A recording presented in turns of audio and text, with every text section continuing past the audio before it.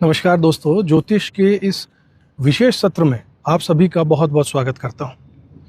आज की ये जो वीडियो है आप सभी के लिए एक ऐसी मास्टर क्लास होने वाली है जो ज्योतिष के केवल ऊपर ऊपर से नहीं बल्कि अंदर के अगाढ़, प्रगाढ़ और अनंत गहराइयों में उतरकर पूरी प्रामाणिकता के साथ जो आप सीखना चाहते हैं वो इसमें सिखाऊंगा। अक्सर जब लोग हमारे पास अपनी कुंडलियों को लेकर आते हैं तो उनका सबसे बड़ा, सबसे पहला और सबसे बर्निंग सवाल यही रहता है कि आखिर हमारा भाग्य का उदय कब होगा, यानी भाग्योदय कब होगा। हमारे जीवन में आर्थिक तंगी कब खत्म होगी, पैसा कब आएगा, या हमारी नौकरी और व्यापार में स्थिरता कब मिलेगी। एक साधारण ज्योतिषी क्या करता है कि वो केवल आपकी लग्न कुंडली को देखता है और कोई एक रैंडम सा साल बताकर पल्ला झाड़ लेता है। लेकिन तुम्हारा 28वें साल में भाग्योदय हो जाएगा ऐसा कह देने से वो नहीं होता। लेकिन आज मैं आपको जो सूत्र देने जा रहा हूं उनसे आप न केवल ये जान पाएंगे कि भाग्योदय किस सटीक वर्ष में और किस समय होगा, बल्कि आप अपनी उंगलियों पर भी ये सटीकता से निकाल पाएंगे कि वो किस दिशा में हो पाएगा। अपने खुद के जन्म स्थान पर होगा या फिर अपना घर बार छोड़कर कहीं दूर जाने पर होगा। साथियों, हमेशा एक बात गांठ बांध लो कि ज्योतिष कोई जादू टोना या अंधविश्वास या चमत्कार नहीं है। ये पूरी तरीके से एक शुद्ध ब्रह्मांडीय विज्ञान है, एक परफेक्ट मैथमेटिकल कैलकुलेशन है। जब ब्रह्मांड की ऊर्जा यानी किसी विशेष ग्रह की परिपक्वता की उम्र, जिसे हम प्लैनेटरी मैच्योरिटी एज कहते हैं, वो आपकी शारीरिक उम्र और आपकी वर्तमान दशा से पूरी तरीके से मेल खाती है, तभी आपके जीवन में बड़े युगांतरकारी और क्रांतिकारी बदलाव आते हैं। इसलिए आज की इस गहरी क्लास को शुरू करने से पहले आप सभी अपने पेन और डायरी उठा लीजिए, अपने दिमाग की खिड़कियां एकदम खोल लीजिए, क्योंकि आज हम लग्न, नवमांश, दिशा निर्धारण, कूट कुंडलियों और ग्रहों की मैच्योरिटी के उन अनसुने अचूक नियमों को प्रैक्टिकल केस स्टडीज के साथ में विस्तार से समझेंगे, जो इस क्लास को ख़त्म करने के बाद जब आप किसी की भी कुंडली छुएंगे, उठाएंगे, तो आप एक बेहद सटीक, प्रामाणिक और बहुत ही साफ सुथरे तरीके से एक भविष्यवक्ता बनकर उभरेंगे। अगर आपने चैनल को अब तक सब्सक्राइब नहीं किया तो ज़रूर कर लीजिएगा, बेल आइकन प्रेस कर दीजिएगा इसी तरीके के जानकारी भरे ज्योतिष के लर्निंग वीडियोस देखने के लिए। साथ ही शुरुआत करते हैं सबसे पहले ग्रहों की परिपक्वता और लग्न के उस बुनियादी लेकिन सबसे अचूक संबंध से, जिसे गहराई से समझे बिना आप ज्योतिष में कभी भी टाइमिंग और इवेंट्स यानी किसी घटना के घटने का सही समय निकाल ही नहीं सकते। आपको ये बुनियादी सिद्धांत हमेशा याद रखना होगा कि अलग अलग लग्नों के लिए भाग्योदय के निर्धारित वर्ष बिल्कुल अलग अलग होते हैं और कुंडली के 12 भावों में ग्रहों की तात्कालिक स्थिति, उस वक्त की स्थिति, उनके बलाबल और उनकी राशियों के अनुसार उनके मिलने वाले फल पूरे तरीके से बदल जाते हैं। एक कैसे रहेंगे, सबके लिए नहीं रह सकते। जैसे आज की हमारी पहली केस स्टडी, हम मेष के बारे में बात करते हैं। मेष लगन की बात करें तो उसका अधिपति और स्वामी खुद सेनापति मंगल होता है। ज्योतिष शास्त्र में के स्थापित सिद्धांतों के अनुसार मंगल की मैच्योरिटी यानी परिपक्वता का जो वर्ष है वो 28वां साल माना गया है।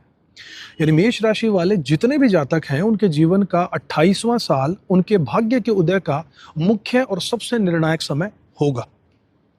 अब यहाँ फील्ड में आपके सामने दो बेहद विपरीत स्थितियां बन सकती हैं, जिन्हें एक ज्योतिषी के रूप में आपको बहुत ध्यान से और बारीक नजर से समझना होगा।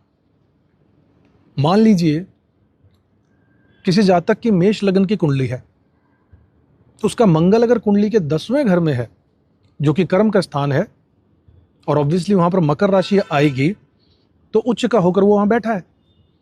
जैसे ही वो जातक अपने जीवन के 28वें वर्ष में पहला कदम रखेगा, ठीक उसी समय कुंडली का महाबली कुल दीपक योग पूरे तरीके से सक्रिय हो जाएगा और उसे अचानक से अपने करियर में कोई बहुत बड़ा पद, राज्य से मान प्रतिष्ठा, समाज में बड़ा रुतबा या फिर मनचाही सरकारी नौकरी मिल सकती है।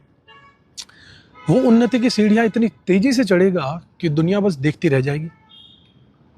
और इसी के बिल्कुल विपरीत दूसरी स्थिति की कल्पना कीजिए, अज्यूम कीजिए, यदि वहीं पर मेष लगन का मंगल कुंडली के 4थे घर में हो, जो कि सुख और माता का स्थान है, वहां पर कर्क राशि है, तो नीच की स्थिति में जाकर अगर वहां पर वही मंगल अगर वहां बैठ जाए तो क्या होगा, तब भी नियम के अनुसार 28वें वर्ष में भाग्य का दरवाजा खुलने की कगार पर होगा, खटखटाएगा तो सही। अवसर तो जातक के सामने बिल्कुल आएंगे, लेकिन साथ ही साथ संपत्ति के भयंकर विवाद, पारिवारिक कलह या माता के साथ में खराब स्वास्थ्य के कारण जातक भयंकर रूप से मानसिक तनाव से घिर जाएगा। और ऐसी स्थिति में भाग्योदय एक झटके में नहीं होगा, बल्कि रुक रुक कर बहुत संघर्ष के बाद किश्तों में होता है। एक छात्र के रूप में आपको यही बारीक अंतर पकड़ना सीखना आना चाहिए, और सीखना है, इसकी आदत डालिए कि ग्रहों का बल उसके परिणाम की प्रकृति को किस तरीके से बदल देता है। वही मंगल है, लेकिन दोनों स्थितियों में एक में मजबूत एक में कमजोर। अब हम आगे बढ़ते हैं और दूसरी केस स्टडी यानी कि हमारी वृषभ राशि की बात करते हैं। तो यहाँ पर शुक्रदेव और जातक के कर्म का एक बेहद अनूठा और सीधा संबंध देखने को मिलता है। वृष लगन के जितने भी जातक होते हैं उनके लिए जीवन के मुख्य रूप से 2 साल यानी उनका 25वां साल और उनका 28वां साल सबसे ज्यादा भाग्यशाली और महत्वपूर्ण माने गए हैं। एक व्यवहारिक एग्जाम्पल से इसे समझिए, जो आपको अक्सर अपनी प्रैक्टिस में देखने को मिलेगा भी। मान लीजिए किसी जातक का वृष लगन है, उसका लग्नेश हुआ शुक्रदेव, और वो कुंडली के 7वें घर में जाकर बैठ जाए, जो विवाह का घर है, पार्टनरशिप का घर है, और वहां पर वृश्चिक राशि में बैठा। अब इसका ज्योतिष विश्लेषण हम कैसे करेंगे? मंगल के घर में बैठ गए हैं, वृश्चिक राशि में बैठ गए हैं। जैसे ही जातक अपने जीवन के 25वें और 26वें वर्ष में प्रवेश करेगा, शुक्र की परिपक्वता और उसकी 7वें भाव में स्थिति के कारण जातक का विवाह तय हो जाएगा और उसका विवाह संपन्न हो जाएगा। और सबसे जादुई बात यहाँ पर क्या होगी, वो ये है कि विवाह के तुरंत बाद जैसे ही उसके जीवन में उसकी जीवन संगिनी या उसका जीवन साथी प्रवेश करेगा, शुक्र की मैच्योरिटी अपना पूरा प्रभाव दिखाएगी और उसकी आर्थिक स्थिति में एक बहुत ही भारी उछाल दिखाई देगा। जिस व्यक्ति के पास कल तक खुद का बिजनेस व्यवसाय शुरू करने के पैसे भी नहीं थे, वो अचानक से लाखों करोड़ों में खेलने लगेगा। ज्योतिष शास्त्र में इसी अद्भुत स्थिति को स्त्री भाग्य या विवाह उपरांत भाग्योदय भी कहा जाता है। यहाँ पर शुक्र केवल एक ग्रह नहीं है, वो जातक के जीवन की पूरी दिशा बदलने वाला एक दिव्य माध्यम बन जाता है साथी। और इसी कड़ी में जब हम आगे बढ़कर सिंह लगन जैसे कि एक बेहद राजसी और शाही लगन को देखते हैं, तो हमारे सामने नियमों की एक पूरी श्रृंखला खुल जाती है। सिंह लगन के जातकों के लिए जीवन का 16वां वर्ष, 22वां वर्ष और 28वां वर्ष अत्यंत महत्वपूर्ण और निर्णायक हो जाता है। सिंह लगन का स्वामी साक्षात ग्रहों के राजा सूर्य देव है। सूर्य को हमारे शास्त्रों में आत्मा, पिता और सत्ता का परम कारक माना गया है। अब यहां पर गहराई का सूत्र समझिए। यदि किसी जातक की सिंह लगन की कुंडली में सूर्य देव केंद्र के भावों में यानी पहले, चौथे, 7वें या 10वें घर में बहुत ही मजबूत, बली और शुभ स्थिति में अगर बैठे हो, तो जातक जैसे ही अपने जीवन के 22वें साल में आएगा, उसे समाज में एक बहुत बड़ी पहचान, क्योंकि सूर्यदेव पहचान के कारक हैं, राजनीतिक सत्ता, प्रशासनिक पद या फिर कोई बड़ी सरकारी प्रतिष्ठा हासिल हो जाती है। वही इसके विपरीत एक और अद्भुत योग बनता है। यदि वही सूर्य कुंडली के 9वें भाव में है, 9th हाउस में, जो कि भाग्य का घर है, वहां पर मेष राशि का होकर अपनी परम उच्च स्थिति में अगर वो बैठ जाए, उच्च का हो जाए, तो ये जातक को इतनी बड़ी भाग्य का साथ देता है, इतनी कम उम्र में, कि जातक अपने जीवन के 16वें वर्ष जैसी छोटी सी उम्र में ही, जब बाकी के बच्चे केवल पढ़ाई या खेलकूद में व्यस्त होते हैं, अपनी असाधारण और अद्वितीय प्रतिभा से भारी मात्रा में धन और यश कमाना शुरू कर देता है।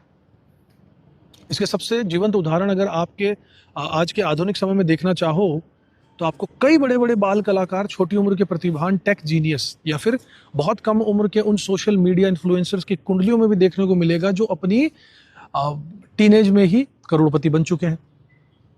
ये सब सूर्य देव के उसी 9वें भाव के उच्च फल और उनकी मैच्योरिटी का साक्षात चमत्कार है।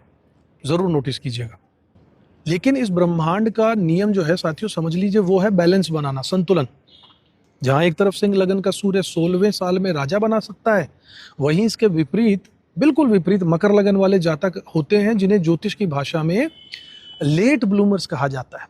बहुत लेट इनको सफलता मिलती है, यानी जिनका भाग्य बहुत देर से पकने के बाद चमकता है। ऐसा क्यों होता है? क्योंकि मकर लगन का स्वामी कोई और नहीं बल्कि कर्म फल के दाता, अत्यंत धीमे चलने वाले न्यायप्रिय शनिदेव होते हैं। मकर लगन के जातकों के लिए भाग्योदय के जो सबसे मुख्य और प्रमाणिक वर्ष हैं, शास्त्रों में जो बताए गए हैं, वो है जीवन का 33वां वर्ष, 35वां वर्ष और 36वां वर्ष। एक शिक्षक के रूप में स्टूडेंट्स के लिए सबसे बड़ी सीख ये रहती है कि आपको कभी भी मकर या कुंभ लगन के जातक की शुरुआती उम्र देखकर उसके पूरे जीवन का आकलन बिल्कुल नहीं करना चाहिए, चाहे कैसी भी दशांतर दशा चल रही हो। शनि प्रधान लग्न के जितने भी लोग होते हैं वो अक्सर अपने जीवन के शुरुआती दौर में, विशेषकर 20 साल से लेकर 30 साल की उम्र तक, इतनी भयंकर मानसिक, आर्थिक और शारीरिक प्रताड़ना और संघर्षों से गुजरते हैं कि कई बार वो पूरी तरीके से टूट जाते हैं। एक प्रैक्टिकल उदाहरण से समझिए, आपके पास मान लीजिए कोई व्यक्ति आता है जो 32 साल की उम्र तक बेहद मामूली सी नौकरी कर रहा था, जिसे मुश्किल से अपना घर चलाने का लायक ही नौकरी से पैसा मिलता था, सैलरी, और वो हर तरफ से अगर हताश हो चुका था। लेकिन जैसे ही वो अपने जीवन के 36वें वर्ष में कदम रखा, जो कि शनिदेव की परिपक्वता का परम समय है, वैसे ही अचानक उसकी जिंदगी का पूरा परिदृश्य बदल गया। रातों रात उसको कोई ऐसा बड़ा कॉन्ट्रैक्ट मिल सकता है, या उसका ऐसा कोई खुद का व्यापार खड़ा हो सकता है, या उसे कोई बहुत बड़ी स्थायी पैतृक संपत्ति हासिल हो सकती है कि वह समाज के सबसे अमीर लोगों की कतार में आकर खड़ा हो जाता है। आपको अपने क्लाइंट्स को ये समझाना होगा और ये सूत्र हमेशा याद रखना होगा कि शनिदेव का भाग्योदय भले ही बहुत धीमा हो, मगर भले ही बहुत रगड़ रगड़ कर, तड़पा कर, तपा कर आपको मिले, लेकिन जब मिलता है तो वो बेहद स्थायी और अटूट होता है। उसे फिर दुनिया की कोई ताकत आपसे वापस छीन नहीं सकती, वो स्थायी है। पर दोस्तों, केवल किसी ग्रह की परिपक्वता का वर्ष जान लेना या उसका लग्न देख लेना ही एक अच्छे ज्योतिषी की पहचान नहीं होती है। यदि आप केवल इसी एक बात को पकड़कर बैठ जाएंगे तो आपके फलादेश कई बार गलत भी साबित हो सकते हैं। आपको अपनी गणना को और ज्यादा सूक्ष्म, सटीक और धारदार बनाने के लिए एक अत्यंत महत्वपूर्ण और विशेष ज्योतिषीय फिल्टर का इस्तेमाल करना होगा। जैसे फिल्टर होता है ना, किसी चीज के का मुखौटा होता है, ऐसे कुछ फिल्टर्स लगाने होंगे, छलनी की तरह छान कर सूत्रों को निकालना होगा। इनमें सबसे पहला और बुनियादी फिल्टर है कि ग्रहों का षडबल और अष्टक वर्ग का सामूहिक महत्व क्या है। मान लीजिए कि किसी जातक की कुंडली में कोई ग्रह अपनी निर्धारित परिपक्वता की उम्र में आ चुका है, मैच्योरिटी पर आ चुका है, जो एज होती है उसकी, सब कुछ कागजों पर बिल्कुल सही दिख रहा है, लेकिन यदि वो ग्रह षड बल में बहुत कमजोर है, उसके पास अगर चेष्टा बल, स्थान बल या दिग्बल अगर नहीं है, तो अपना पूरा फल कभी नहीं दे पाएगा।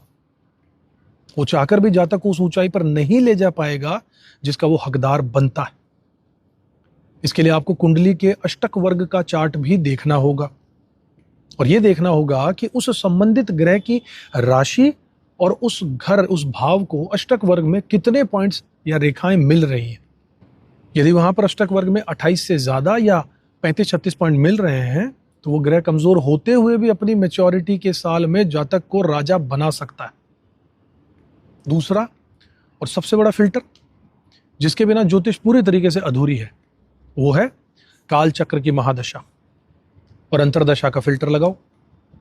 भाग्योदय वर्ष हमें केवल और केवल ब्रह्मांड की तरफ से मिलने वाली एक संभावना की खिड़की होता है, विंडो ऑफ अ पॉसिबिलिटी। वो एक अनुकूल समय का एक प्रॉमिस है, वादा है, लेकिन उस प्रॉमिस को ग्राउंड रियलिटी पर उतारने का अंतिम फैसला हमेशा वर्तमान में चल रही महादशा ही करती है, क्योंकि महादशाएं ही हमें जो कुंडली में जो हमें फ्रूट्स ऊपर वाले ने जो हमें देकर भेजा है, जो हमें वादा किया है, वो फ्रूट्स को डिलीवर करने महादशाएं ही आती हैं। जब तक दशा नहीं आएगी तब तक कुछ नहीं होगा। इसे एक बहुत ही व्यवहारिक एग्जाम्पल से अगर हम समझें तो मान लीजिए कि मेष लगन का कोई जातक है और उसका 28वां साल चल रहा है, जो कि उसके भाग्योदय का प्राइम टाइम है, लेकिन उसी सटीक समय पर कुंडली में 8वें या फिर 12वें घर में बैठे राहु या केतु की कोई बेहद खराब या क्रूर अंतरदशा अगर सक्रिय हो जाए तो क्या होगा? तब वहां पर भाग्योदय होने की बजाय जीवन में अचानक से भयंकर कानूनी अड़चने, बीमारियां या फिर बहुत बड़ी बड़ी रुकावटें और मानसिक तनाव आकर खड़ा हो जाएगा। इसीलिए दशा के इस फिल्टर को लगाए बिना कभी भी कोई भविष्यवाणी करने की भूल बिल्कुल मत कीजिएगा। अब आप लोगों के मन में एक बहुत ही स्वाभाविक सवाल उठ सकता है कि यदि किसी जातक का वो निर्धारित भाग्योदय वर्ष भी शांति से अगर निकल गया बिना कुछ करे, तो उसके जीवन में कोई विशेष सकारात्मक या बड़ा बदलाव नहीं हुआ अगर, तो इसका ज्योतिष अर्थ क्या निकाला जाए? बिल्कुल वाजिब सवाल है। इसका सीधा और साफ सा अर्थ यह है कि वह संबंधित ग्रह आपकी कुंडली में सुप्त यानी पूरी तरीके से सोई हुई अवस्था में बैठा है। जब कोई ग्रह सोया हुआ होता है तो वह अपनी उम्र आने पर भी आपको कोई परिणाम नहीं दे पाता, और यहीं पर एक ज्योतिषी का असली कर्तव्य शुरू होता है। यहीं पर उपायों का दिव्य महत्व सामने आता है। उस सुप्त ग्रह से जुड़े हुए विशिष्ट दान, उसके मंत्रों का वैज्ञानिक जाप या उसकी ऊर्जा से संबंधित रत्नों को धारण करना, जेमस्टोन्स को धारण करके हम उस सोए हुए ग्रह को जागृत करने का काम करते हैं, ताकि उस जातक को उसका उचित फल मिले। इसके साथ ही एक बहुत ही व्यवहारिक और आजमाया हुआ गुप्त उपाय भी आपकी डायरी में नोट जरूर कर लीजिएगा कि यदि किसी जातक के विवाह में लगातार देरी आ रही है, समस्या आ रही है, रुकावटें आ रही हैं, रिश्ता होते होते अगर टूट जाता हो या विवाह की उम्र निकली जा रही हो, तो उसे गौ सेवा यानी कि नियमित रूप से सुबह के समय गाय को अपने हाथों से ताजा हरा चारा खिलाना एक बहुत ही चमत्कारी और प्रभावशाली उपाय सिद्ध होगा, जो कुंडली के सभी सुप्त और बाधक ग्रहों को शांत करके विवाह के मार्ग को पूरे तरीके से सुगम और साफ क्लियर बना देता है। This is the best remedy to do at that moment. अब हम यहां से ज्योतिष के एक और बेहद गोपनीय, अत्यंत गहरे और सबसे महत्वपूर्ण सूत्र की तरफ कदम बढ़ाते हैं, जो हमारी सामान्य वीडियो को एक साधारण ज्योतिषीय चर्चा से उठाकर साक्षात एक उच्च स्तरीय मास्टर क्लास के स्तर पर ले जाएगी। अभी तक हमने इस सत्र में जो भी बातें की हैं, जो भी नियम समझे हैं, वो सबके सब केवल और केवल लग्न कुंडली यानी D1 चार्ट के आधार पर थे, जो कि हमारा बाहरी स्वरूप है। लेकिन असली भाग्योदय का जो सबसे गहरा रहस्य है वो हमारी नवमांश कुंडली यानी कि D9 चार्ट के भीतर छुपा होता है। मैं अपने सभी दर्शकों को वीडियोस में हमेशा एक बात बहुत जोर देकर कहता हूं कि लगन कुंडली तो केवल आपकी देह है, बॉडी है, आपका बाहरी ऊपरी ढांचा है, आपकी विजिबल बॉडी है। लेकिन नवमांश कुंडली यानी D9 चार्ट आपकी आत्मा होती है, आपका छुपा हुआ असली भाग्य होता है।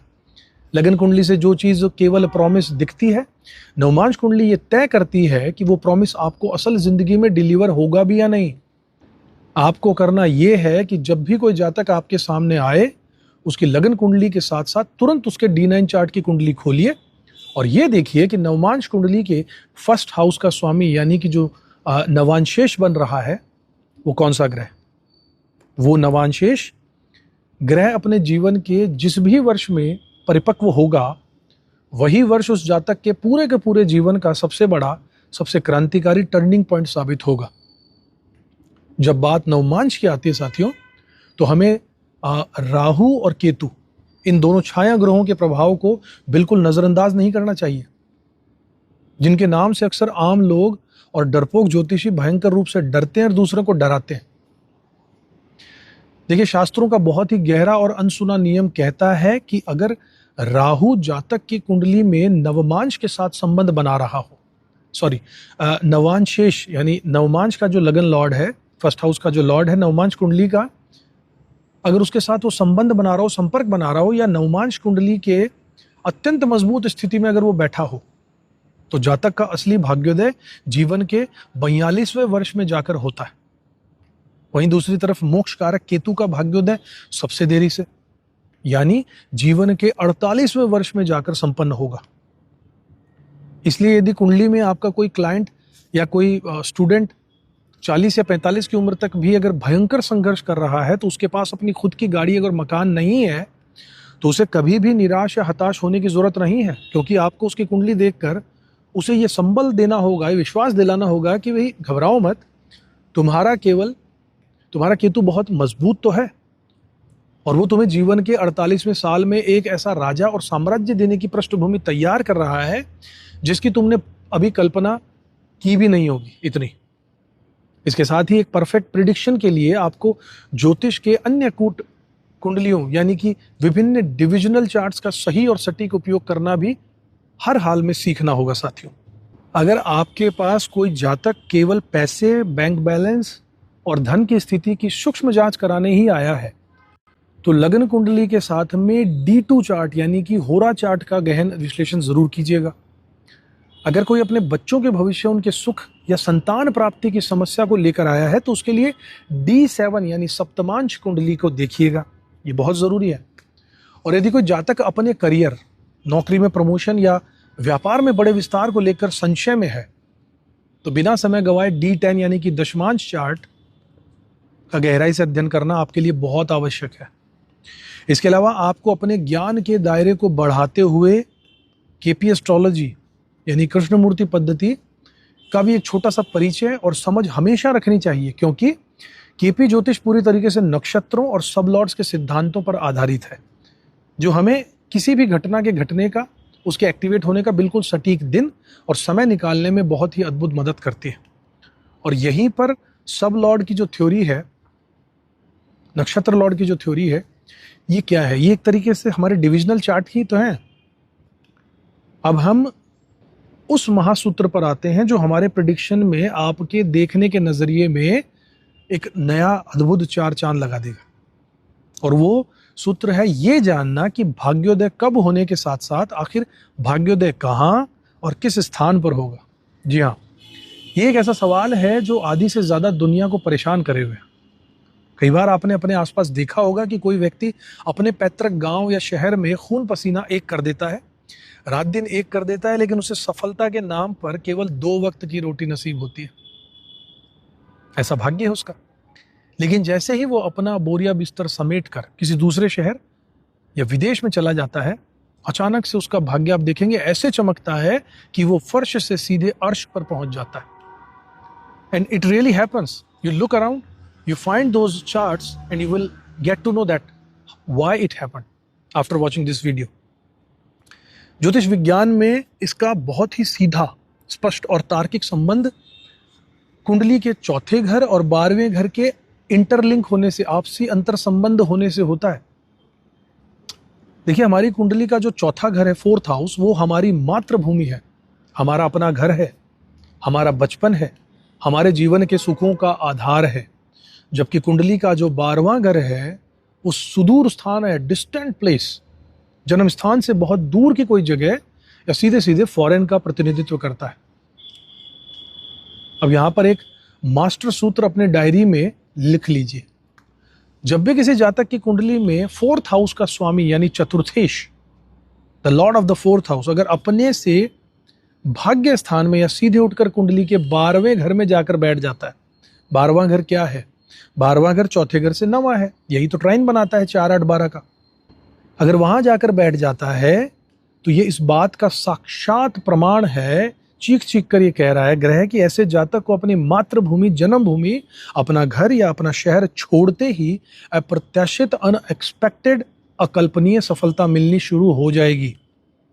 जब तक वो अपने घर में लौटेगा, रहेगा, जब तक वो घर में रहेगा, वो केवल संघर्ष करता रहेगा। और जैसे ही वो अपनी मातृभूमि की सीमा को लांघेगा, भाग्य उसके कदमों में होगा। ऐसे लोगों की कुंडलियों में एक बहुत ही दिलचस्प बात भी देखने को मिलेगी। इनके पास अक्सर अपने जीवन में एक से ज्यादा घर होंगे, फ्लैट होंगे, बहुत सारी कई कॉमर्शियल प्रॉपर्टीज भी होती हैं, लेकिन सभी संपत्तियां उसके जन्म स्थान से सैकड़ों किलोमीटर दूर किसी अन्य शहर में या विदेश में मिलेंगी। देखिएगा, नोटिस कीजिएगा। आपके साथ कई NRIs होंगे, उनकी कुंडलियां देखिए खोलकर। इस महान सूत्र को आप बहुत विशिष्ट लग्नों, कुछ विशिष्ट लग्नों और ग्रहों के योगों के माध्यम से बहुत आसानी से समझ सकते हैं, जिन्हें आपको अपने केस स्टडीज के रूप में लिख भी लेना चाहिए, नोटिस करना चाहिए।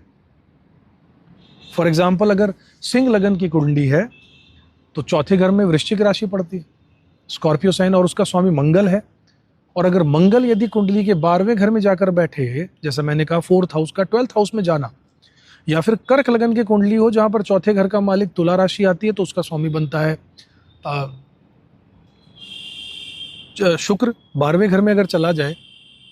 इसी प्रकार अगर मिथुन या कन्या की कुंडली हो और बुद्धि का कारक बुध 12वें घर में स्थित हो, तो धनु या मीन लगन की कुंडली में देवताओं के गुरु बृहस्पति देव चौथे घर के स्वामी होकर 12वें घर में विराजमान अगर हो जाएं, वृष या तुला लगन की कुंडलियों में सुख और ऐश्वर्य के प्रदाता शुक्र देव अगर 12वें घर में जाकर बैठ जाएं, और अगर मकर और कुंभ लगन की कुंडलियों में यदि खुद न्याय के देवता शनि देव चौथे घर से अधिपति होकर 12वें भाव की शरण में चले जाएं, तो ये आप लोगों के लिए एक स्पष्ट, अकाट्य और सीधा संकेत होना चाहिए कि इस जातक का पूर्ण और वास्तविक भाग्य उदय उसकी जन्मभूमि को पूरे तरीके से छोड़ने और अपने घर से दूर जाने पर 100% संभव हो पाएगा। जब आप ये निकाल लेते हैं कि जातक का भाग्योदय घर से दूर होगा, तो आपके सामने अगला और सबसे बड़ा वैज्ञानिक कदम ये आता है उस दिशा का सटीक निर्धारण करना कि आखिर भाग्य की देवी किस विशेष दिशा में उस जातक का इंतजार कर रही है।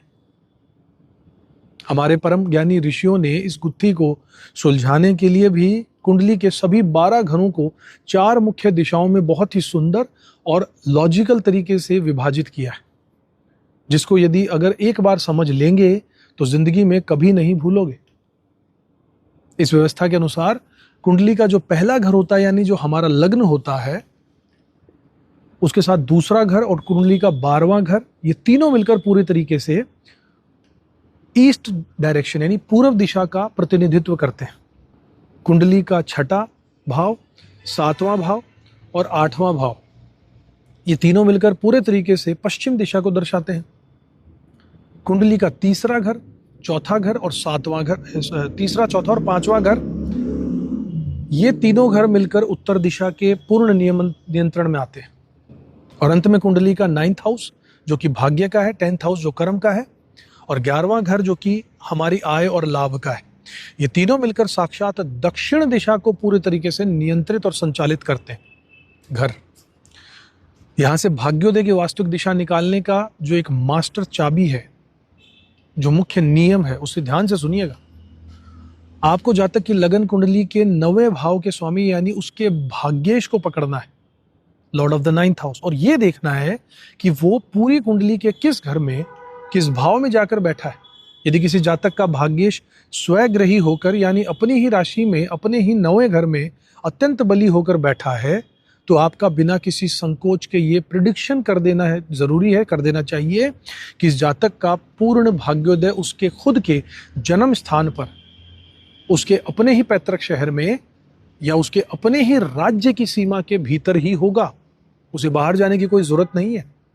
लेकिन अगर वो भाग्येश 9वें भाव को छोड़कर कुंडली के किसी अन्य भाव में जाकर बैठ गया है, तो वो जिस भी भाव में जाकर विराजमान होगा, तो आपको जो मैंने ऊपर डायरेक्शंस बताई हैं उसके अनुसार भाव से संबंधित दिशा को देख लीजिए। उसी दिशा में उस जातक को भाग्योदय की वास्तविक, अचूक और फलदायी दिशा मानी जाएगी।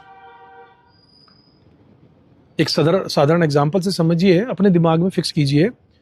मान लीजिए आपके पास कोई जातक आया जिसका भाग्य शनिदेव है और वो कुंडली के 7वें घर में जाकर बैठ गए। जब कुंडली का 7वां घर हमारी दिशा तालिका के अनुसार सीधे पश्चिम दिशा का प्रतिनिधित्व करता है, इसलिए आप उस जातक को आंख बंद करके ये सलाह दे सकते हो कि देखो भाई, तुम्हारा भाग्योदय तुम्हारे मूल जन्म स्थान से बिल्कुल पश्चिम दिशा की ओर जाने पर ही होगा। तुम पश्चिम दिशा की तरफ प्रयास करो, सफलता तुम्हारे कदम जरूर चूमेगी। और प्यारे स्टूडेंट्स, आपके लिए यहां पर एक बहुत ही सुंदर और कीमती बोनस पॉइंट भी है जो आपके क्लाइंट्स को पूरी तरीके से चकित कर देगा। वैसा ही एक मैथमेटिकल नियम जातक की शादी, उसके विवाह और उसके ससुराल की सटीक दिशा निकालने के लिए भी हूबहू ऐसे ही लागू होगा। आपको बस भाग्येश की जगह कुंडली के 7वें भाव के स्वामी यानी सप्तमेश को पकड़ना है।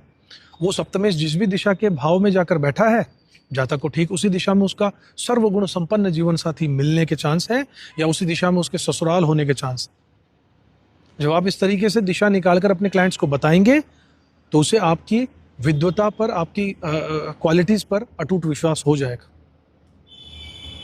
तो साथियों, आज के इस अत्यंत विस्तृत और गहन ज्योतिषीय विश्लेषण से आपने ये बहुत ही भली भांति और गाढ़े अक्षरों में समझ लिया होगा कि वैदिक ज्योतिष कोई हवा में तीर चलाने वाला खेल नहीं है।